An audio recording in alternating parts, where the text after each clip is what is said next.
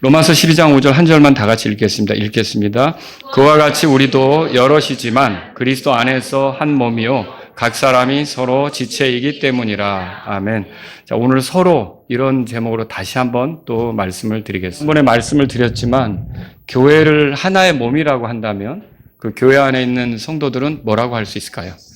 여러 지체들. 여기 성경에 나온 대로 그렇게 돼 있죠. 한 몸 그리고 서로 지체 이렇게 표현이 되고 있죠. 그래서 저와 여러분들은 어떻게 보면 이 한 몸이에요. 그리스도의 한 몸인데 우리가 서로는 지체가 된다. 여러분 몸 안에 보면 여러 지체들이 같이 움직이면서 유기적으로 움직이면서 뭔가 활동을 하고 어떤 그 결과들을 내놓잖아요. 그런 것처럼 우리가 다 같이 그렇게 함께하면서 하나님의 영광을 위해 뭔가를 해낼 수가 있다는 거죠. 자, 그런데 그러면 이 교회가 좋은 교회가 되려고 하려면 어떻게 해야 되는가? 좋은 교회야 분명히 구원받은 사람들이 모여야겠죠? 그렇죠. 그리고 좋은 교회야 주님의 그 명령, 뜻을 받들어서 복음을 전하려고 하는데 열정적이어야겠죠. 뿐만 아니라 주님이 곧 오실 거 아닙니까? 다시 오신다는 주님을 늘 생각하면서 거기에 맞게 개개인 성도들이 거룩한 생활을 해나가야겠죠. 그게 좋은 교회죠. 그리고 거기서 멈추지 않고 지체들 간에는 서로 잘 지내는 거. 그래서 와서 지체들과 대할 때 서로 격려가 되고 위로가 되고 힘을 얻고 이렇게 되면서 지체들을 만나며 이제 교제하고 간다면 세상을 살아갈 더 어떤 힘이 나고 용기가 나고 이렇게 된다 그러면 그 교회가 좋은 교회가 되겠죠. 그래서 오늘 제가 지난 시간에 이어서 오늘도 이 서로라는 제목으로 여러분에게 말씀을 드리려고 해요. 제가 이 서로 잘 지내려면 어떻게 해야 되는가 지난 시간에 한 5가지로 말씀을 드렸는데 아마 대개는 다 그랬었나? 이렇게 잊어버리셨을 수도 있어요. 기억이 나지 않으실 수도 있고 여러분의 기억을 돕기 위해 첫째 서로 같은 마음을 가지라. 둘째 서로 사랑하라. 셋째 서로 고소하지 말라. 넷째 서로 참아주라. 다섯째 서로 용서하라. 이 말씀을 드렸죠. 오늘 거기에 이어서 한 6가지로 오늘도 성경을 보면서 말씀을 드리겠습니다. 자, 그러면 첫 번째는 뭐냐면 서로 위로하라. 그러니까 지체들 간에 뭐 하라고요? 예, 위로하라. 서로 위로하라 이거죠. 바울이 데살로니가 전서를 쓴 목적이 있어요. 데살로니가 교회가 굉장히 고난 속에 있었거든요. 굉장히 힘든 가운데 있었어요. 그러니까 이 데살로니가라고 하는 지역은 이방인들 지역이거든요. 그 마케도니아 지역에 그런데 이들이 예수님을 믿게 되자 그 주변 사람들로부터 어려움을 겪게 됐어요. 그런 속에서 데살로니가 사람들이 살게 되었다는 거죠. 데살로니가 전서 한번 찾아보세요. 그래서 바울이 그들에게 이 데살로니가 전서라는 편지를 쓰는데 이 편지를 쓰는 이유는 뭐냐면 그 어려움 가운데 그 고난 가운데 그들이 위로를 얻었으면 소망 가운데 살았으면 그런 뜻으로 이 편지를 쓰는 거예요. 그걸 우리가 어떻게 확인할 수 있냐? 6절에 보세요. 1장 6절입니다. 또 너희는 뭐라고 돼 있죠? 많은 고난 중에서 성령님의 기쁨으로 말씀을 받아 우리와 주를 따르는 자들이 되었으니 자, 많은 고난 중에서 이 표현이 지금 데살로니가 교회 식구들이 어떤 형편에 처해 있는지를 보여준다는 거죠. 그렇지만 고난이 있다고 해서 좌절하거나 낙담하지 않고 여기 성령님의 기쁨으로 말씀을 받고 또 그들에게 말씀을 전해준 사람들이 있잖아요. 그럼 그 사람들을 따라서 믿음으로 살려고 하고 이런 모습을 보여주고 있는 교회가 데살로니가 교회다. 그렇게 할 수 있는 거죠. 2장으로 가보세요. 데살로니가전서 2장에 보면요. 여러분 여기서는 14절을 보려고 하는데 다 같이 읽겠습니다. 이는 형제들아 너희가 그리스도 예수님 안에서 유대에 있는 하나님의 교회들을 따르는 자들이 되었기 때문이라. 이는 그들이 유대인들로부터 고난을 받은 것과 같이 너희도 너희 지방 사람들로부터 같은 것들로 고난을 받았기 때문이라. 자, 이게 유대인들은 예수님을 믿으면서 동족 유대인들로부터 따돌림을 당하게 됐어요. 어려움을 겪게 된 거죠. 그런 것처럼 데살로니가 사람들도 이제 예수님을 믿게 되니까 그 주변의 데살로니가 지역의 그 이웃들, 주변 사람들로부터 어려움을 겪게 된 거죠. 왜 그래? 여러분, 우리도 어느 날 갑자기 예수님을 믿게 되면 친구들이 떨어져 나갈 수도 있어요. 왜 그래? 옛날 술 잘 먹더니 뭐야? 술 먹어야 재미가 있지 하면서 왜 그렇게 사는 거야? 하고 갑자기 나하고 좀 멀어질 수 있어요. 그런 일이 생길 수 있는 거죠. 그리고 또 주일날 꼭 산을 가고 싶은데 그 친구들은 뭐야? 왜 자꾸 요즘 주일날 빠져? 하면서 나에게 안 되겠네. 우리끼리 가자 하면서 점점 어려워질 수도 있다는 거죠. 이게 예나 지금이나 예수님을 믿게 되면 그 주변 사람들로부터 좀 어렵고 불편한 일을 당할 수 있다는 건 여러분들이 생각하셔야 되는 거예요. 그게 어려움이죠. 그런 어려움 속에 있는 데살로니가 교회 사람들에게 이 바울이 어떤 말을 해주는가. 자, 데살로니가전서 4장 보세요. 거기 18절입니다. 18절에 다 같이 읽겠습니다. 그런즉 이 말씀들로 뭐라고 돼 있어요? 서로 위로하라. 이 말씀들로 서로 위로하라. 그렇게 얘기를 했어요. 그러면 이 말씀들이 어떤 말씀들일까요? 이 말씀들은요, 18절 위에 있는 거예요.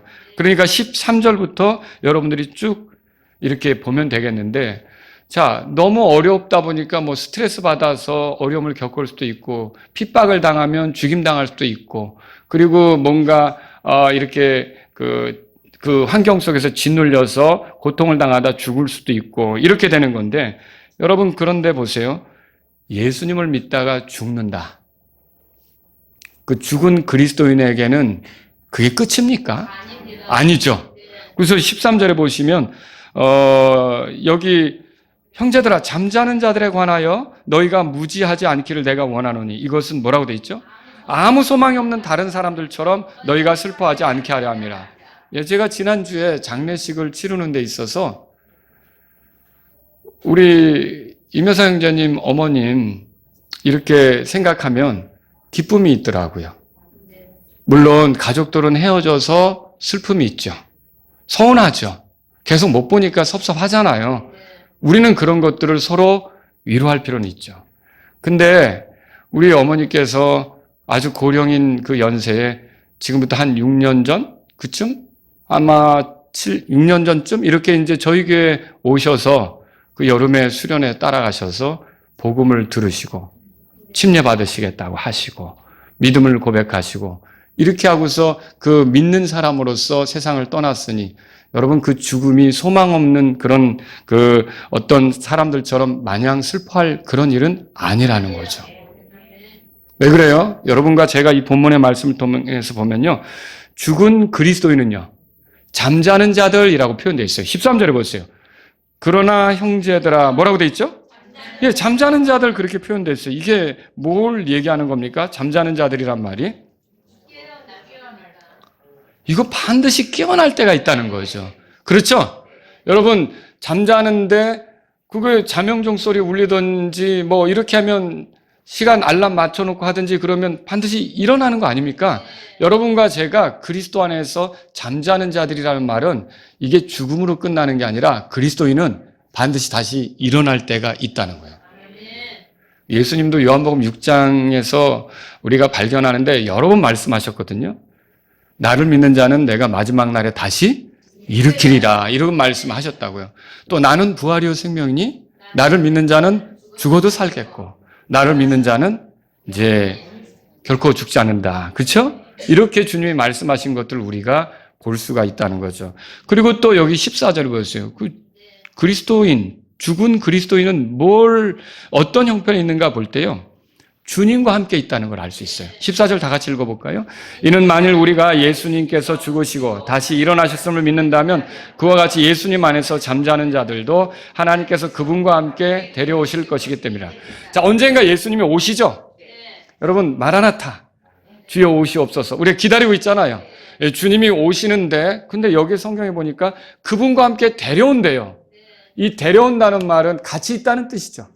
그러니까 지금 그리스도인이 죽으면 그 몸은 뭐 화장을 하든지 또 뭐 해장을 하든지 아니면 매장을 하든지 다양한 방법으로 그 몸을 처리는 하겠지만 그 몸을 남겨두고 간 혼은 어디로 가는 겁니까?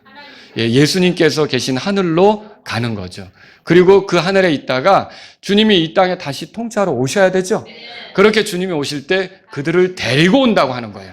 그러니까 여러분 이런 거는 우리에게 굉장히 위로가 되는 거예요. 더군다나 여기 보셔요. 16절에 그렇게 되죠. 이는 주께서 호령과 천사장의 음성과 하나님의 나팔 소리와 함께 친히 하늘로부터 내려오실 것이기 때문이니. 여러분, 예수님이 하늘로부터 내려오실 거예요. 그분은 죽음으로 끝나지 않았어요. 그분은 우리 죄 때문에 죽었죠. 우리 죄 때문에 피 흘렸어요. 우리 죄 때문에 찢기셨다고요. 그렇지만 죽음으로 끝나지 않았고 살아났잖아요. 그리고 살아나셔서 어디 계십니까? 하늘에 계시죠? 하늘로 승천하셨어요. 그리고 거기 올라가시면서 다시 오신다고 하셨거든요. 그러면 이 예수님께서 다시 오실 때 여기 보세요. 그리스도 안에서 죽은 자들이 먼저 일어나고 그렇게 돼 있어요. 그 말은 뭐예요?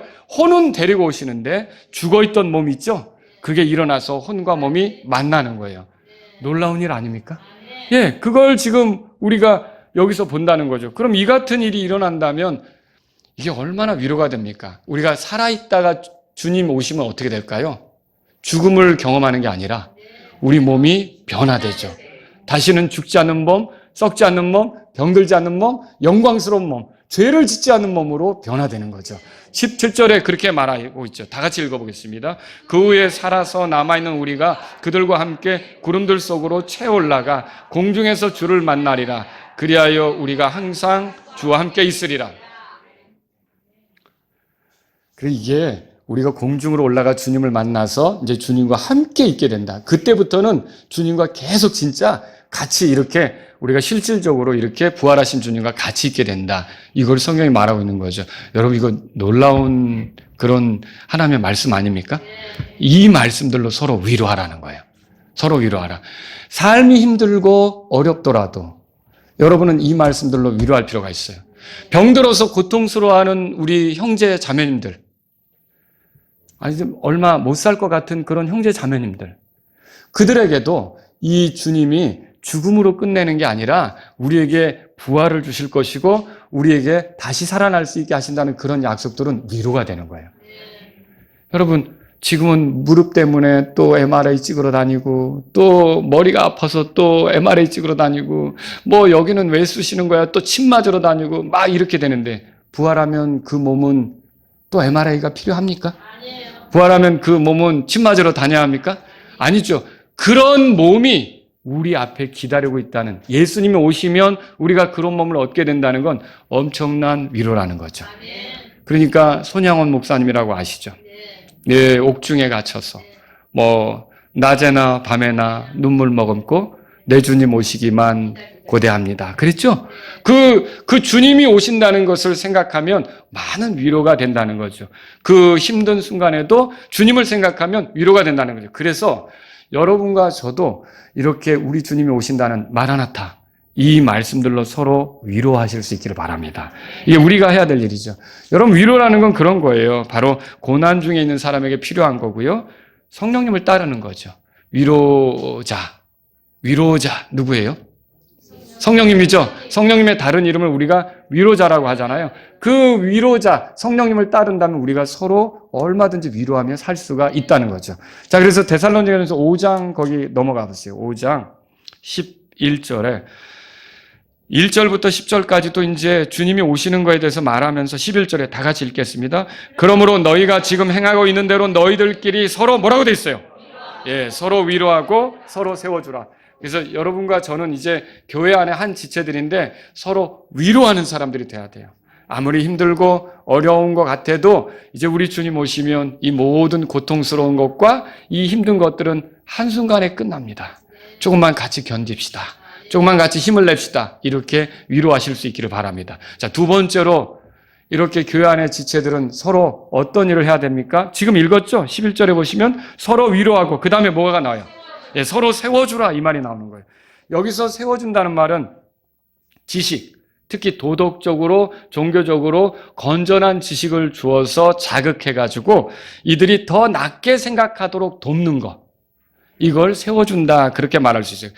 다시 말하면 우리가 그리스도인이니까 그리스도인으로서 우리 생각을 지켜야 되잖아요. 건전하게 생각을 해야 되잖아요. 근데 어느 때는 우리 아까 이제 예은이가 앞에 나와서 간증을 했지만 내 기도를 안 들어주시면 하나님이 계신 거 맞는가 뭐 이런 생각을 했다고 했잖아요. 그런 것처럼 우리가 자꾸 어려움이 닥치고 힘든 일이 닥치면 하나님이 나를 보시기나 하는가? 나를 살피기나 하시는가? 이런 생각이 들려고 할 때도 있잖아요. 그런데 그때 그래도 여전히 주님은 보고 있고 또 도와주시려고 하고 있고 또 견딜 만큼 허락하시고, 그래서 하나님께서 또 이 과정들을 거쳐서 더 성장할 수 있게 도와주시고, 여러분 이런 것들을 우리가 서로 건전한 생각을 줄 수 있지 않습니까? 이게 뭐예요? 그러니까 이게 세워주는 거예요. 이렇게 세워준다면 어떻게 될까요? 주님을 향하여 등 돌리고 멀어질까요? 아니면 더 가까워질까요? 더 가까워지죠. 이렇게 주님을 향해 더 가까워지도록 격려하고 올바른 지식을 주고 올바른 생각을 갖도록 하는 게 세워주는 것이다, 이렇게 말할 수 있는 거죠.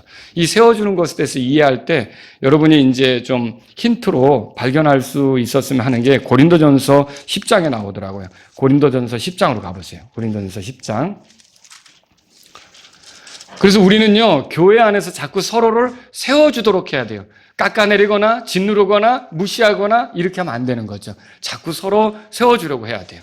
자, 그런데 고린도전서 10장에 보시면 거기 23절에 다 같이 읽어보죠. 모든 것이 내게 적법하나 모든 것이 적절한 것은 아니며 모든 것이 내게 적법하나 모든 것이 뭐라고 돼 있어요? 예, 모든 것이 다 세워주는 것은 아니다, 이렇게 말했죠.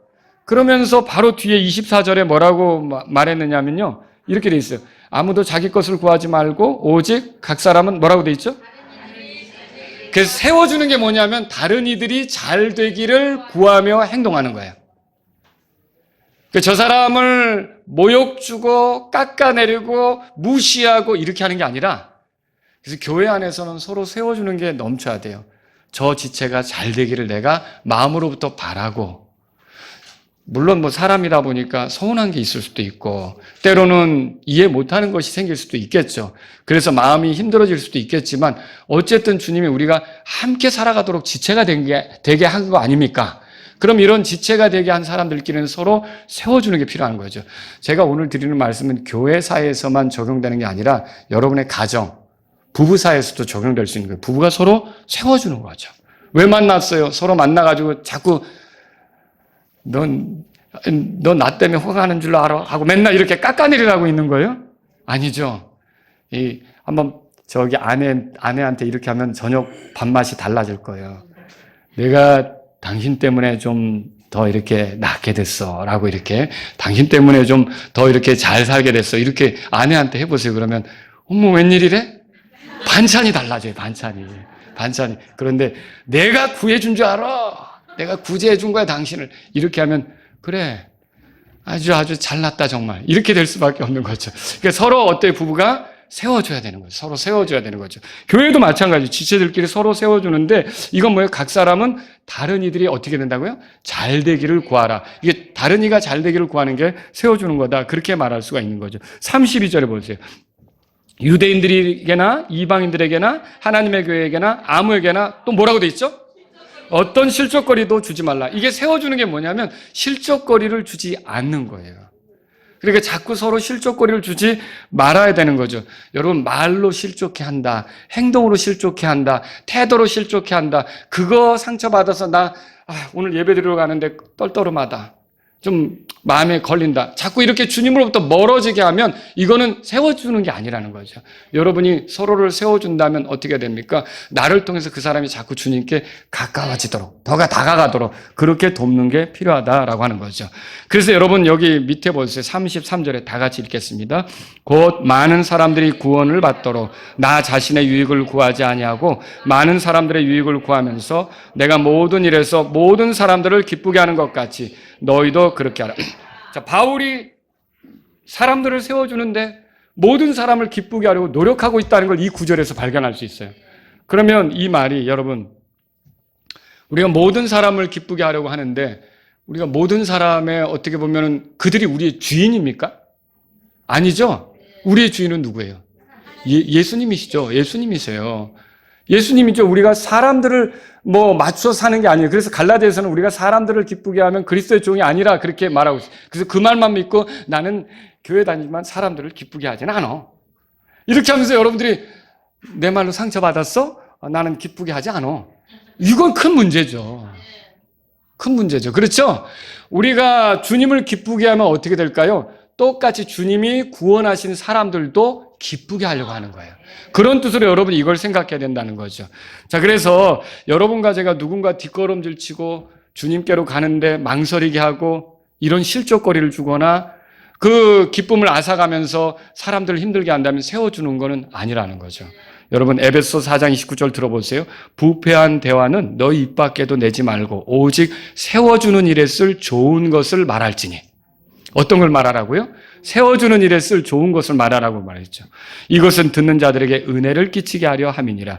자, 우리 말이 다른 사람을 세워주지 못하면 그 실족거리죠. 우리 말이, 우리 입술이. 그래서 듣는 자에게 은혜를 끼치라 그랬어요. 은혜는 뭐예요? 선물이잖아요. 내 말이 선물같이 나아가게 해줘야 된다는 거죠. 그 사람이 내 말을 들었을 때 선물을 받은 것처럼 그렇게 돼야 된다는 거죠.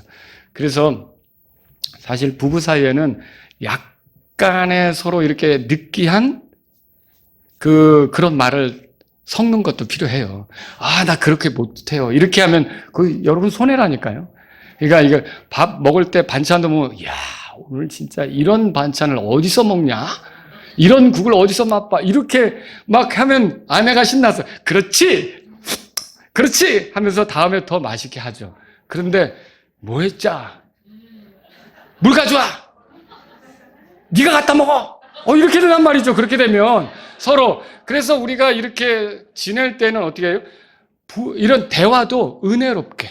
그러니까 서로 이렇게 선물같이 말을 들으면 선물을 받은 것 같이 느끼도록 해야 된다는 거죠. 그래서 부패하는 대화가 뭐예요? 에베소 5장 4절에 이어서 보면요. 또 추잡한 것이나 어리석은 잡담이나 저급한 농담도 적합하지 아니하니 오히려 감사하는 말을 하라. 자, 여기서 특히 감사하는 말이요. 서로를 세워줘요. 감사하는 말이요. 타박만 하고 감사가 없고 자기중심적이고 하나님을 신뢰하지 않는 말을 한다면 그 말을 듣는 사람들이 위축이 될까요? 세워질까요? 위축이 돼요. 위축이 돼요. 그런데 어떻든 서로 하나님께 감사하면서 서로에 대해서도 감사하는 말을 많이 하면 서로 힘이 나죠. 그렇단 말이에요. 그래서 여기 우리가 교회 생활을 할 때 우리에게 필요한 건 뭐냐면 서로 세워주는 거다. 서로 세워주는 거다. 로마서 14장 19절 들어보세요. 그러므로 우리가 화평을 이루는 일들과 서로 세워주는 일들을 따르자. 서로 세워주는 일들을 따르자. 그렇게 말하고 있다는 거죠. 자, 세 번째입니다. 서로 살펴보라는 거예요. 서로 살펴보라. 자, 히브리서 10장으로 가보겠습니다. 히브리서 10장. 살펴보다라는 동사는요. 고려하다, 존중하다 그런 의미를 갖습니다. 웹스터 사전에 보면 그렇게 돼 있어요. 그러니까 무시하지 않는 거, 관심 갖는 거, 관심을 갖고 지켜보는 거 이걸 살펴본다고 할 수 있어요. 자, 10장 거기 찾으셨으면 24절입니다. 24절 다 같이 읽습니다. 그리고 우리가 서로를 살펴보아 사랑과 선한 행위에 이르도록 격려하되 그랬어요. 여러분 히브리서 3장 1절에 보면 이런 말인데 들어보세요. 우리의 신앙 고백의 사도시요 대제사장이신 그리스도 예수님을 뭐라고 돼 있죠? 깊이 생각하라. 요 깊이 생각하라가 살펴보라와 같은 단어예요. 그러니까 누군가에 대해서 살펴본다는 말은 뭐예요? 깊이 생각하면서 관심을 갖고 보는 거예요. 이런 것들이 살펴보다라고 하는 거죠. 결국 서로를 깊이 생각하고 존중하라는 말이죠. 그렇게 할 때 어때요? 여기 10장 24절에 말한 대로 사랑과 선한 행위가 더욱 넘쳐나게 되는 거죠. 그러니까 서로를 살펴보는 것은 그런 게 드러나도록 격려하는 거가 된다는 거죠. 자, 교회 생활 나 혼자 합니까? 아니죠. 다른 사람과 더불어 하는 거예요. 그래서 우리는 나 자신을 살피는 게 필요하죠. 근데 나 자신을 살피기만 할 게 아니라 다른 지체들도 살피는 게 필요한 거예요. 여러분 가정생활도 그렇죠. 우리가 건전한 가정생활은 나 혼자 하는 게 아니잖아요. 내가 배우자를 살펴봐야죠. 배우자가 힘든 게 뭔가, 속상한 게 뭔가, 즐거운 건 뭔가 그런 것들을 다 같이 나눌 수가 있잖아요. 내 자녀들이 어려움은 없는가? 우리가 이런 거 살피잖아요. 여러분 부모가 자녀들 성장할 때 얼마나 살핍니까? 그렇죠? 이런 것들이 서로에게 필요하다라고 하는 거죠.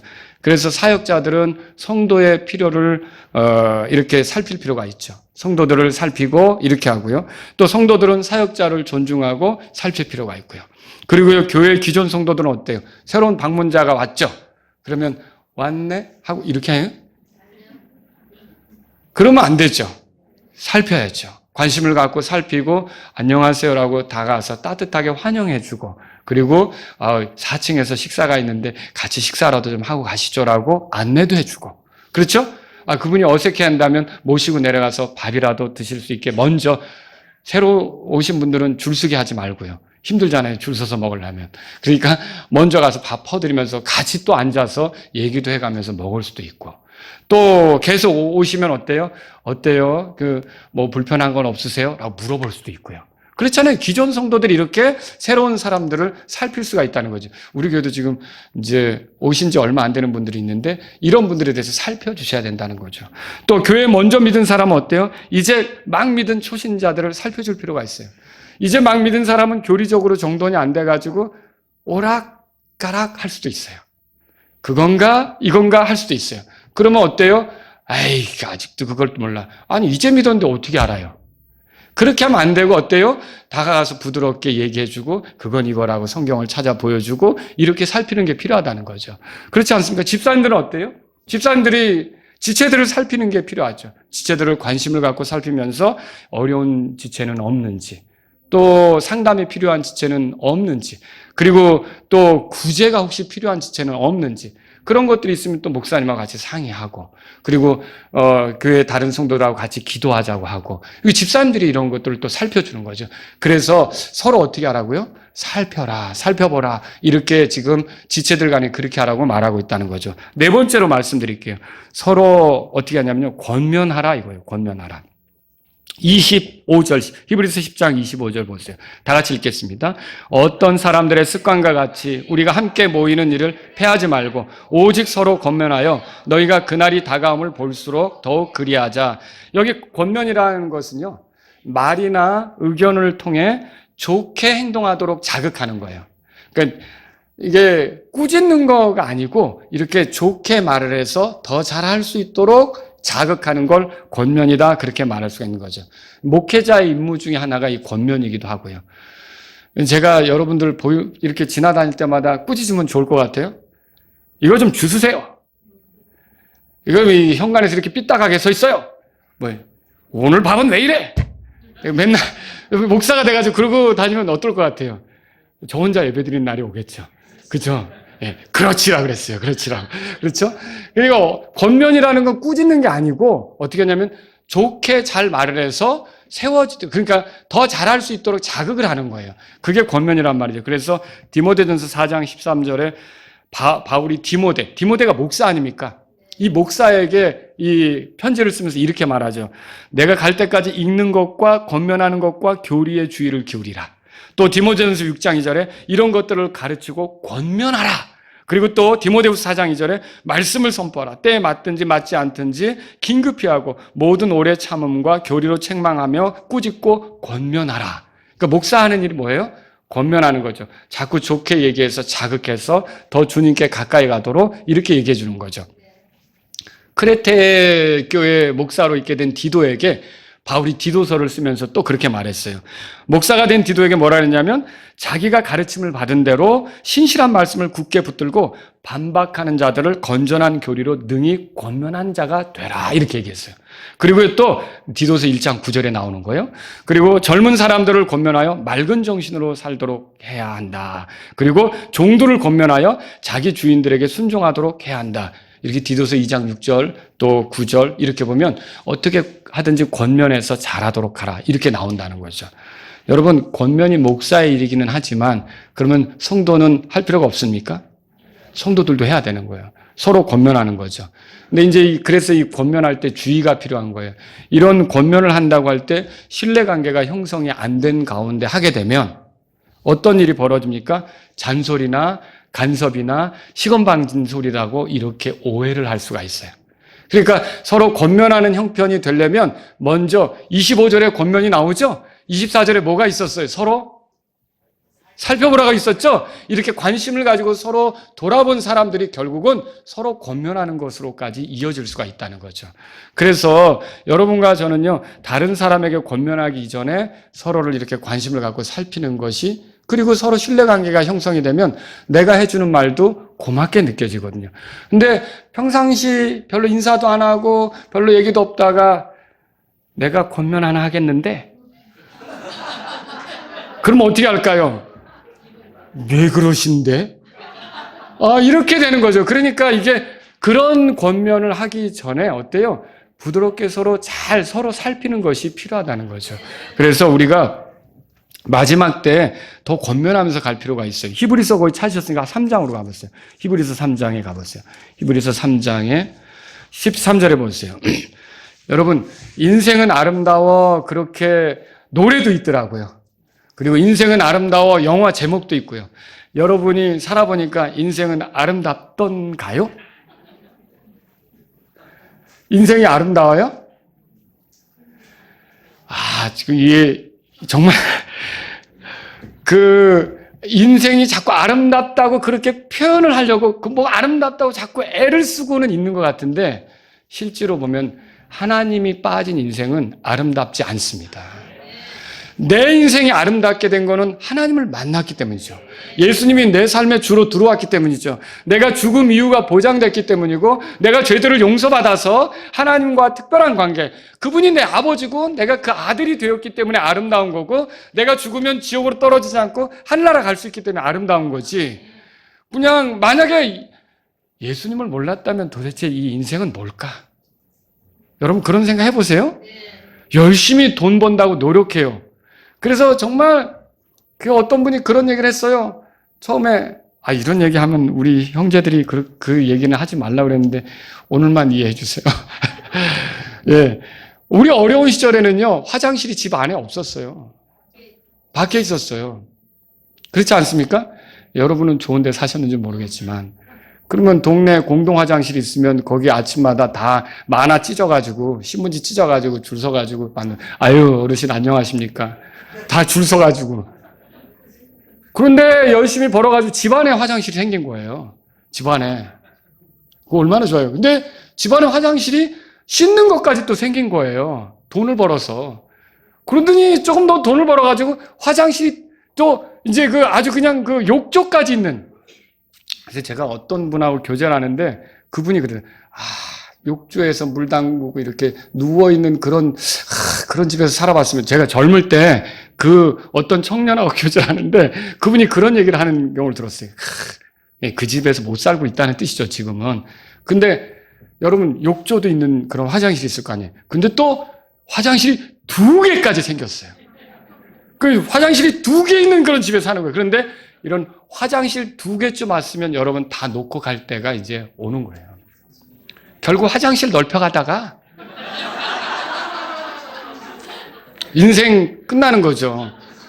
뭐 열심히 내가 돈 모은다고 모아가지고 계좌에다가 잔뜩 싸놨어도 결국은 그거 내가 다 못 써보고 갈 수도 있고 누군가에게 다 남겨주고 갈 수도 있고, 전도서 5장에 말하잖아요.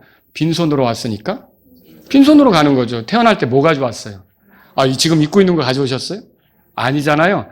팬티 한 장 안 걸치고 왔잖아요. 그런데 떠나갈 때 여러분이 지금까지 모은 걸 다 가져갈 수 있다고 생각하세요?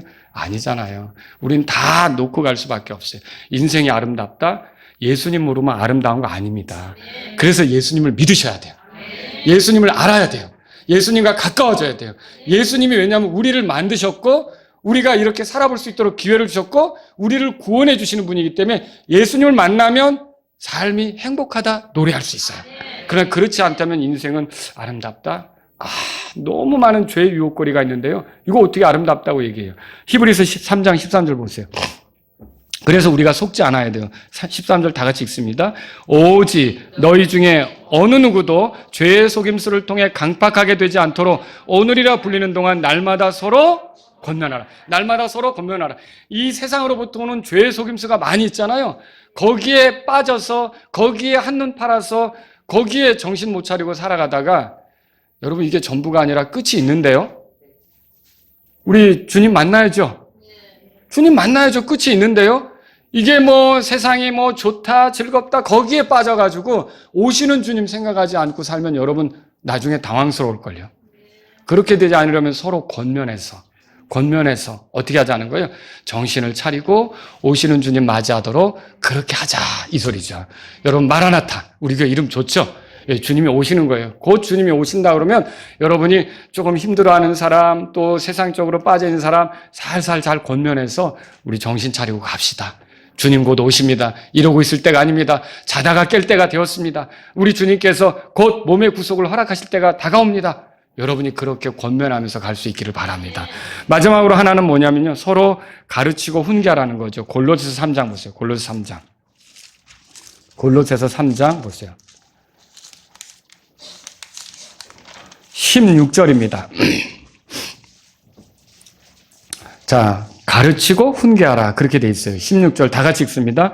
그리스도의 말씀이 모든 지혜로 너희 안에 풍성히 거하게 하여 시와 찬송가와 영적인 노래로 서로를 가르치고 훈계하며 너희 마음속에서 은혜로 주께 노래하라. 이게 서로를 가르치고 서로를 훈계하라 그 소리죠. 이제 훈계한다는 건 뭐예요? 여기는 약간 이제 책망이 들어갈 수 있어요. 책망도 있고 경고도 하고 상담도 하고 이렇게 가야 된다 지시도 하고 이게 훈계죠. 목사는 성도들을 가르치고 훈계하는 일을 하죠. 주일학교 교사도 뭐 가르치는 일을 할 수 있습니다. 근데 여기서 특이한 건 뭐냐면요. 여기서 성경은 시와 찬송가와 영적인 노래로 서로를 가르치고 훈계하라 이렇게 돼 있어요. 이게 무슨 말일까요? 여러분 우리가 회중들이 함께 부르는 찬양 있잖아요. 이거가 놀랍게 서로를 가르치고 있다는 거 아세요? 마음이 뜨거워진다든지 내가 그 입술에 그 고백을 하면서 더 확신을 갖게 된다든지 그 가사를 내가 부르면서 더 소망이 생긴다든지 그 가사를 하면서 눈물이 나오고 위로가 된다든지 여러분 그런 경험 있죠? 이게 서로를 가르치고 훈계하는 거예요. 여기 나와서 오늘 두 자매님이 특성했지만 주 하나님 지으신 모든 세계 벌써 이 소절이 나올 때 그렇지 모든 게 다 주님이 지으셔서 주님의 손 안에 있는데 내가 뭘 걱정해. 내가 부족한 게 있지. 내 죄를 제거하셨는데 뭘 걱정해. 이런 노래들을 통해 우리가 확신을 얻게 되고 용기가 생기고 소망이 생기고 이런 것들은요. 이런 노래로 서로 훈계하고 가르치는 거예요. 서로 가르치고 훈계하는 거라는 거죠.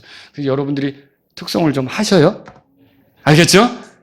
이게 서로 그렇게 하라는 말이죠. 이렇게 노래도 하고 또 우리 어르신들 이제 찬양대도 이제 한다고 그랬으니까 어르신들도 이렇게 노래하면서 서로 가르치고 훈계하고 이게 내가 가르칠 테니까 들어봐가 아니라 아주 자연스럽게 이렇게 하나님의 영광을 노래하고 은혜를 찬양하는 이런 노래들을 통해 자연스럽게 성도들에게 확신을 주고 소망을 주고 여러분 그런 거 있지 않습니까?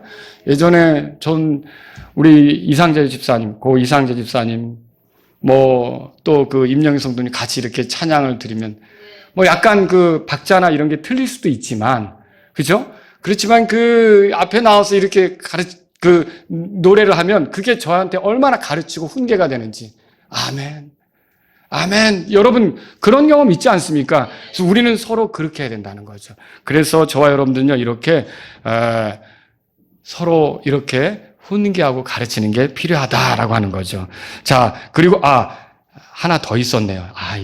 여기서 끝내려고 하는데 우리 한번 찾아볼까요? 갈라디아서 6장 가보세요. 서로 짐들을 지라 이 말씀도 해야겠습니다. 서로 짐들을 지라. 서로 짐들을 지라. 자, 6가지입니다. 여기까지 하겠습니다. 자, 6장 2절입니다. 다 같이 읽겠습니다. 너희는 서로의 짐들을 지라. 그리하여 그리스도의 법을 성취하라. 자, 이게 짐을 진다. 이 표현이 무슨 뜻일까요? 힘들어하는 거, 부족한 거 이런 걸 나눠지는 거예요. 자, 이거 뭐냐면 이렇게 말할 수 있어요.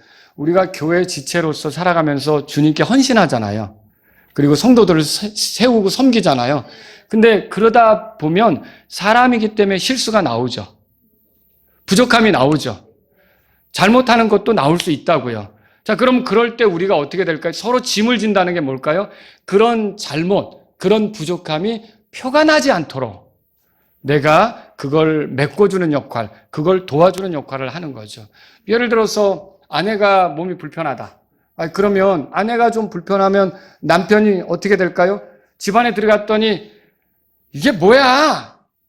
아니 아파도 이거 씻어놓고 누워 있어야지. 이거 말이 돼요?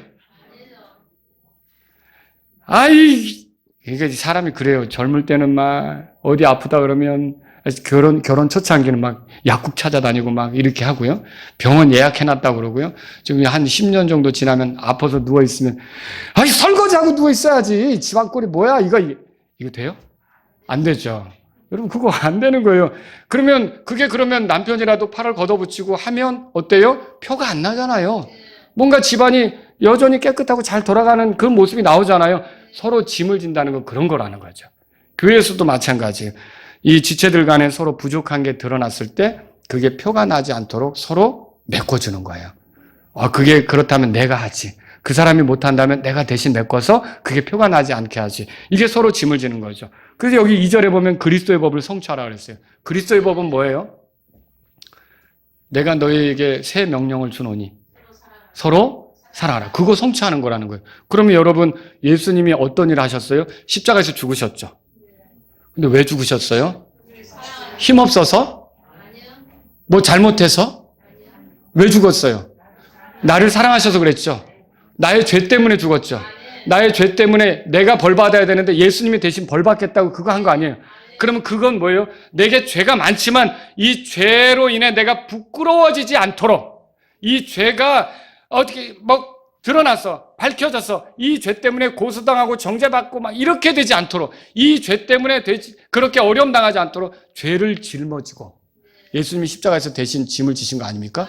이게 서로 짐을 지는 거예요. 이렇게 그리스도의 법을 성취한다는 말은 그래서 그 사람의 부족한 거, 그 사람의 모자란 걸 내가 짊어져서 그게 티나지 않게 하는 거. 그런 사람이 있고 왜 그렇게밖에 안 되냐라고 관중석에 있는 것처럼 실제로 경기장에서 뛰면 나도 잘 못할 수 있거든요. 여러분 그렇잖아요. 이게 운동선수들이 경기장에서 뛸 때 저 왜 자꾸 헛발질해? 근데 실제로 저보고 뛰라 그러면 5분도 못 뛸걸요?